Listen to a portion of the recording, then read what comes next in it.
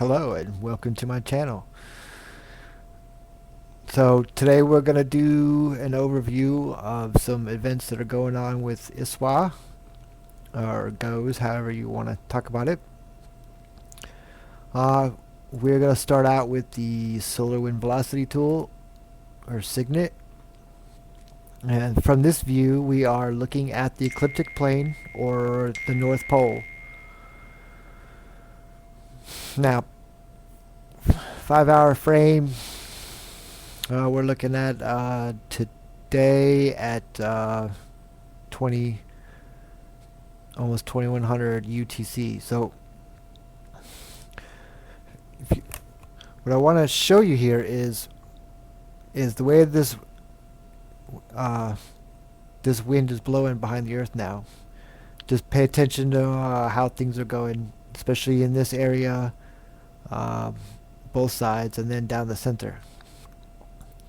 Now we're gonna, as you can see, it's pretty, doesn't change much, and then we start to, and then it turns in the opposite direction. Right here is clearly see pushing out, so we have in back the back wind. All right, and then everything gets short, like priming for something. And you can see that basically this is just the way the coloring. Pay attention there. And here. Right there.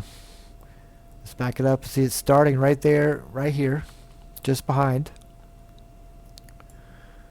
Next frame.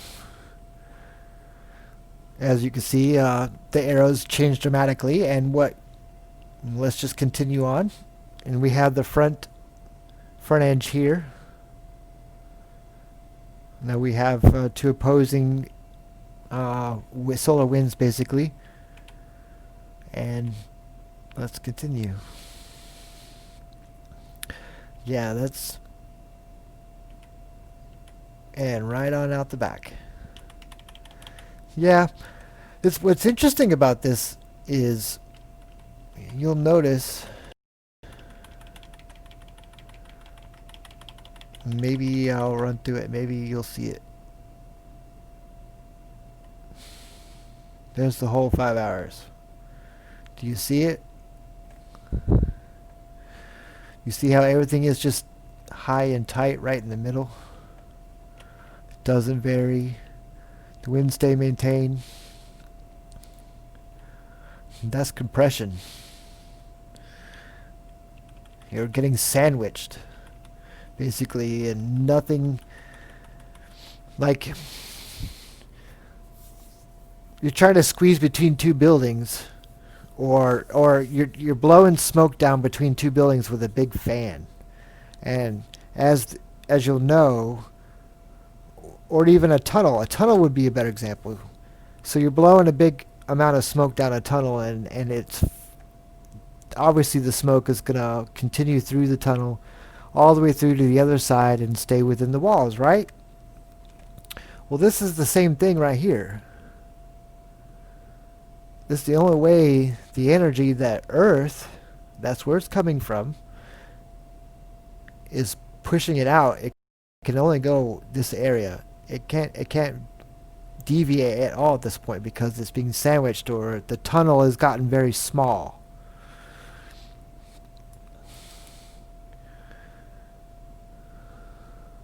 As you can see, I mean, it becomes very focused here. Then remember, we're looking down at the North Pole. This is all ecliptic plane, like a surface. That's how the wind is flowing. This is a thick wave of energy.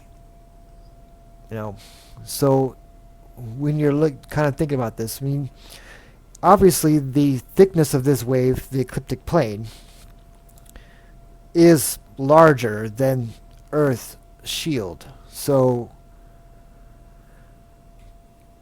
which is basically about, if you look from, this edge here to this edge here, you're looking at basically 60. So, and I know 60 is where the moon orbits here, is about 278,000 miles roughly. So that is the height as well, the width in this case. But if you were looking at the other model, it would be the height, but of the scope of this model is. So you get the grandeur of how big this is, 278,000 miles, and we're not even seeing both ends. You know, it's being cut off from our view in this model. So it's even larger as it expands out. But you got to understand at this point, as large as it is, it's still being very focused and compressed or sandwiched, tunneled, however you want to think about it. So that's what I wanted to show you here. And well, I'm going to go over the magnetic field lines tool, but I want to run this one more time so you can see this. Alright, so when we're seeing this right here, when you look at the magnetic, you're going to see closed field lines. It's going to be part of it. So this is closed field line. That's the mechanism, or that's the barrier, the field. It's the physical push, in a sense, like the hands, the fingers. That's what the closed field lines are doing. But this is how you look at it in energy, as in like a wind. Because, of course, it is not like wind, but, you know, more like kind of friction in a sense. Alright. So, just a quick tip. If you have trouble moving the mouse around trying to get the spot, just make sure you have it highlighted and use your keyboard keys, left and right. The arrow keys on your keyboard. And that way you can have perfect frame by frame control. So you can hear me clicking it. That's one frame. It's just simple. 4 or 5 minutes at a time. Alright. What happened? There we go. Alright, so magnetic tool at the same time. Here we go. We got closed field lines already. We've got polar cap mixed in the middle, which is connected to Earth through here, and it looks like here, but I can't really tell. We've got IMF.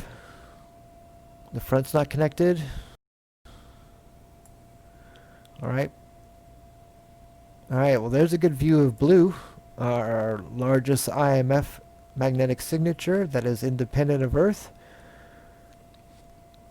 This is generally, you can see the signature make its way up to about here, and we may catch that here in this case, which is pretty much, this is like the battle zone, the battle line, or the front, where it just cannot penetrate any farther. Of course, that's due to the magnetic field. Alright, so, and now you remembered the time in this tool, in the other one, where we saw the sideways mushroom cloud, or the big cannon shooting the steel ball, like a blast. Well, here you go. This is how it looks in magnetics. This is closed field lines. But then right here, it's like a little back charge. And I showed this frame earlier in Catfish Glass Eye. It's been hitting here all day long. And you'll see it again. But that is the blast out. But as you can see, the closed field lines are very compressed. They're very tight. Usually, as you'll see, it does push out a little farther out. But again, the tunnel effect. It all stays there. See, here it gets opened because there's just so much energy here. It just has more pump, or more power behind it, because you've got the double induction heat going on, heating, drawing energy out the bow shock.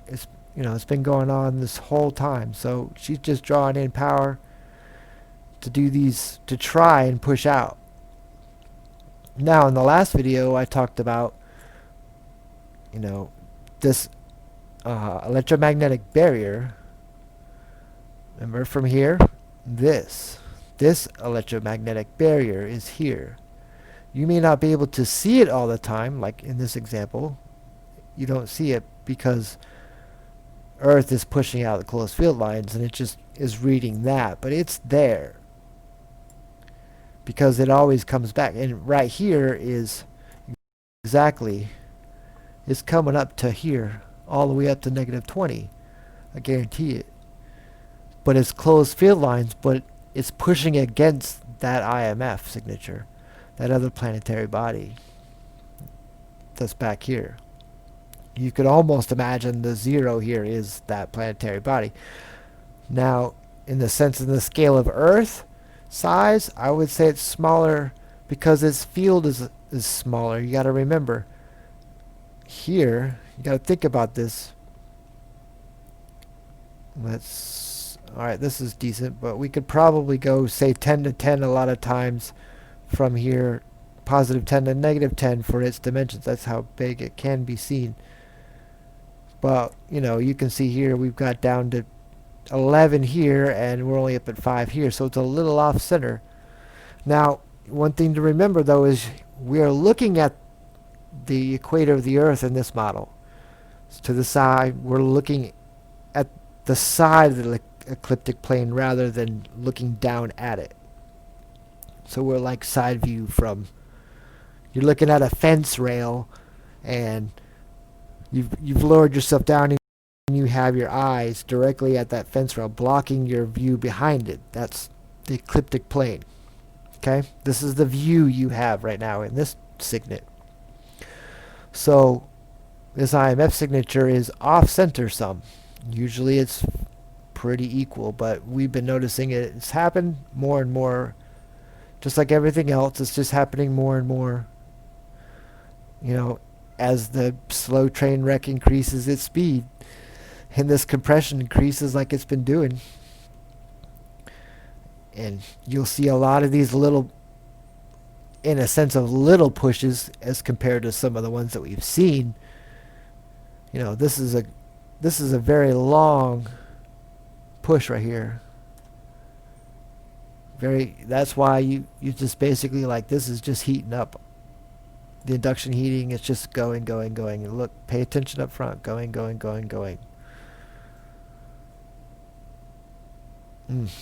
That's, as far as Eric and I, this is the longest push we've ever seen in push mining these closed field lines. He's shown you the videos. I've shown you. If you haven't seen the video of Scientifically, you need to. My other channel, I mean, not my other channel. I do have a video directly showing why we have closed field lines. And obviously, Eric Angry Catfish Briggs has lots of videos on that too, even more than I do. So you need to go through somewhere. Well, I recommend Eric's videos. You could check out mine on this same subject. I do make some videos. This is what I know. I really don't go for theories. I try to find out, and Scientifically, and checking out the Pharaoh Cell and his videos, and learning basically everything I can from him about magnetics and energy flow. So, if you want to learn how to read this tool, go check out Scientifically and get the basic understandings. So you have that solid foundation of what you're seeing with a magnet. You could, yes, you're watching a video, but it still works because he's detailed enough. He's close in. He explains everything. He can even, I love his long videos, the hour longs where he's got the pen and paper out. Those are the ones I like because those are the ones that fill in the missing pieces that you've got, that you get with the Pharaoh Cell videos. The drawing ones is where everything else, you fill in all the blanks, and it's like, oh, okay. And you go through all, the 2 playlists we recommend. The links will be in the description. And you go through once and you're going to have a good understanding. But then you start looking at things, and then you go through those videos again, or you go through a bunch of them, or the major ones, and then you'll have that aha moment again. Every time you go through those videos, you're going to have a new one, because you learn something. You have a good foundation to start with, and then there's all those parts you didn't understand the first time you watched it. So as the second time you go through those videos, you've gained all the knowledge of all those videos, and then you're coming in with even heavy duty foundation. Or let's say you start out small, now you had a medium foundation of knowledge on the issue. And this is very important, because it governs everything. Everything in the universe is electromagnetics. However you want to call it. Electric universe, electromagnetics. But you have the flow of energy, you always have electromagnetic field, so it's still technically correct. So, you've gone, I'm sorry if that was loud, but you go through, and then all of a sudden you're picking up those things you didn't understand the first time. And that's where you get those aha moments again. And then, yeah, you could go through the third time, and I could pretty much guarantee you're going to have another one, because it's just very common sense. You did it the first time, you started out. I'm not going to over-explain it like I tend to do. So, you got that. That's why it's very important. Okay, so you go through those and you'll understand all this. Just listening to me isn't going to give you very much. I'll, of course, give you the basics and a good understanding, but you may not be, I could be speaking Spanish to you right now. So, alright, so remember I said we'd see this again, in which we did. But, okay, let me make sure I'm going forward here. Going forward, how it formed. I had to back up, sorry. Alright, so that's interesting right here. I guess this video is going to get a little long, but hey, if you're truly interested, you'll watch all of it, because I think I could teach you something. Alright, so now we have this change in what I call pressure. Here, it's standalone, it's disconnected from the back, it's inside a barrier, so it's here for a reason, because there's another body there, another magnet, planet, or moon. I'm not afraid to say it. I'm not going to give you wishy-washy answers. I'll just straight up tell you. Alright, so remember the blue here, you can see right here it's reacting to that barrier. I showed you it was here, it starts here and goes back. The other IMF signature. And watch that. Then what we'll see is when it turns black, it's now connecting to Earth, and you can see basically a representation of one filament, one field line connecting back. But as you can see, isn't it kind of, didn't it go the wrong direction? Instead of like blowing out, it kind of, well, it did start from this direction, but it like stretched, like stretched over top of it, like, I'm not going to say what I was thinking. You'll get it. But then that compression, it just, another push comes in from the back from mama, and it just disconnects it again. And then, I'm going to start going forward. And we're almost done. So, the crossing IMF, I think those are points along this barrier. They always seem to be fairly rhythmic along. But, this is a decent example, but a lot of times you can see them come all the way, kind of here. See, here. Now, like a polar cap lines crossing it over, yeah, definitely a Z-pinch, definitely across the back side, like the fishtail would be the location of where that other magnet was. So, alright, so that is my take on this. Go to Scientifically.